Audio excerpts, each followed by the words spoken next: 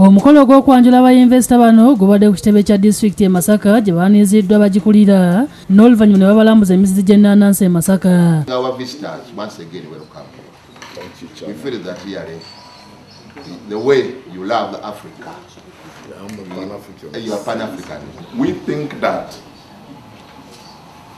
if you cooperate with us, within a short time, we can build a viral film industry.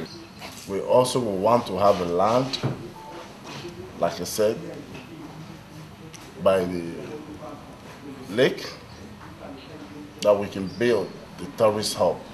Ambassador wa Uganda and Nigeria, Maurice Peter Kajimu kiwanuka ku lwa gavumenti yabanjulidde bannamasaka. Kirabye emirundi mingi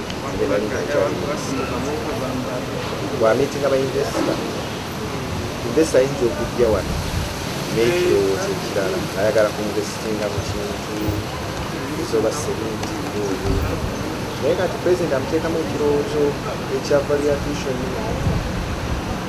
kintu ekyo kikulu nnyo. Mu kulamuzi b'emisiri gy'ennaanansi abalimi b'ekyannamukaka babasanyukidde ne babasalirako n'ezimu ku ze baliddeko ne babasaba ekyuma bakibazimbire mu ggombolola yaabwe. Abalimi okubadde Emmanuel Ssenyonga, Pastor Godfrey Katonda n'akulira ekibiina mu beegattira ekyamannya Farmers Cooperative Society John Kakonge balaze essanyu ne bagamba tebabadde babonaabona n'akatale.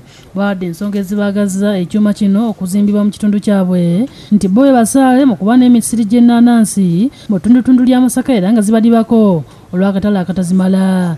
Kibeere wano ewaffe ffe balimi abasookera ddala okulima ennaanansi. Ssentebe Kalungi abalambuzizza n'ekibangirizi ky'ettaka lya disitulikiti erisangibwa Kasozi Bwala lyagamba nti beetegefu okuliwa abazimbeko ekyuma kino. Aka yalondebwa gavumenti yaffe ya Uganda ekulembwa president okubanga tufuna ekkolero erikamula ebibala.